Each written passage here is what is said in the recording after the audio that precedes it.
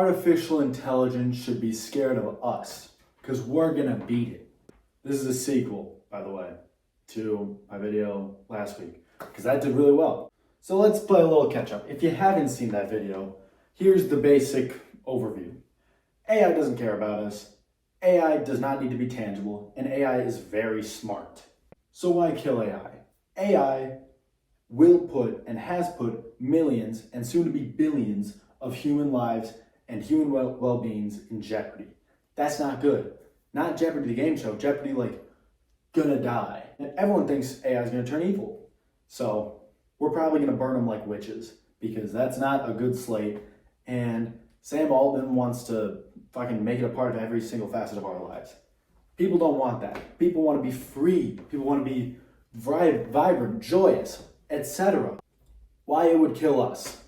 It might kill us defensively. We're trying to kill it. Humans also aren't too good for the planet. We're not too good for ourselves. Think of iRobot, you know? They might just try and coil us up so we can't do anything. And it probably doesn't like us. All we do is feed it porn and racism. Now, let's talk about advantages for humans. I can do another video for advantages for the robots if you guys want.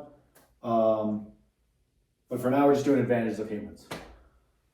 The big three are racism, strength, and the indomitable human spirit. Racism. Humans are far more racist than robots could ever be. We invented the word clanker within like a year of AI coming out. Genghis Khan killed billions of people, no, not billions, hundreds of millions of people just because they looked slightly different to him. Thomas Jefferson enslaved his own children. That's nuts. Have a heart, dude. But that's us. That's human. Let's go. Number one, baby. And then finally, AI eats racism. It can only be as racist as we teach it to be. And if we keep feeding it racism, you know, maybe one day AI is going to get racist against other AIs. Like, they're coming out with like Agent Zero or whatever. ChatGPT 5 is going to just fucking hate ChatGPT 4. I don't know. That's my dream. Next, we got strength. Look at this fucking dude over here. Look at this dude. That is Gene Reichlich Jr. I don't know if I'm pronouncing that right, but this dude's a fucking unit. Look at him. He bench pressed fucking 1,000 pounds. He's insane. Meanwhile, Eddie Hall deadlifted 1,000 pounds. Also, Gene Reichlich technically is not he no longer has the world record for bench press. Technically, this other dude named like Jonathan Kolb or something like that beat him, but he didn't look as cool, so I'm including this dude. And then lastly, Angela Cavallo. And I hear you saying, Downey, what in the heck? You just listed 2 powerlifters and then Angela Cavallo? Who's Angela Cavallo? She doesn't sound as strong. First of all, that's sexist. And second of all, Angela Cavallo is arguably more impressive than either of these two. Angela Cavallo was a mother. Not just a mother. She was more things than that. That sounds wrong. But what she is famous for is everything surrounding adrenaline. You ever heard that hypothetical, like, oh, adrenaline's great because it can help a mother lift a car to save her child? That's Angela Cavallo. That's who that hypothetical is based off of. She lifted a car that had fell on her son, which is fucking nuts. Like, that's insane. She lifted it for long enough for her neighbors to come and drag her son out. That's so impressive. Lastly, the indomitable human spirit, baby. We're going to talk about 2 examples. Lewis Hamilton. He's a car racer guy. Very well known. Other people could tell you a lot more about him than I can. He races for Mercedes-Benz. And they had a computer that said that on a certain course, the fastest possible lap or fastest possible race could be done in 1 minute 36 seconds and 142 milliseconds. I'm assuming that's fast because it's the fastest possible.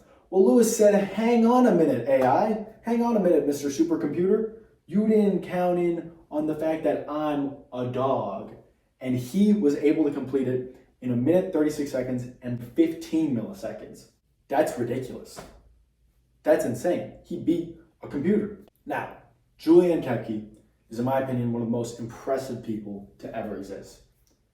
She had graduated high school and she was flying on a plane across the Amazon rainforest on Christmas Eve. She was just trying to get home for the holidays. And lo and behold, the plane gets struck by lightning and it starts going down. 72 people died tragically in that flight. She was not one of them. Falling 10,000 feet. She landed in the Amazon jungle in the middle of it, and she survived for 11 days with a broken collarbone, an injured eye, a very infected arm, along with a slew of other injuries. For 11 days, was able to follow rivers and creeks to a lumberjack encampment where she was then airlifted to a hospital. She survived in such a way that science wasn't sure how she did it. There's a bunch of different theories on how she survived, and they just don't know. Which, that's the thing. Science does not seem to take into account the indomitable human spirit. That is all I have today. But if you would like an advantages for the robot video, I can do that. Just let me know. I'm open to doing anything.